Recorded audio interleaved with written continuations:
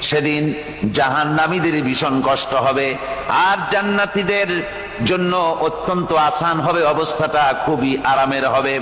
নবীজি বলেন, এক ফরজ নামাজ, এক ওয়াক্ত ফরজ নামাজ আদায় করতে যে সময়টুকুন লাগে, কিয়ামতের মাঠের এই সময় এত বড় বিরাট লম্বা সময় জান্নাতীদের জন্য এরকম হালকা হয়ে যাবে।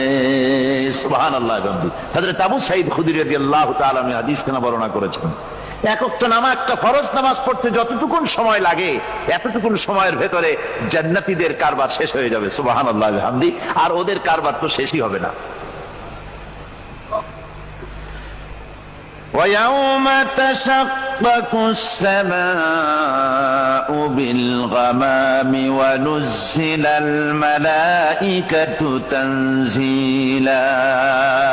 ওরা ফেরেশতা দেখতে চায়। সেদিন আসমান সমূহ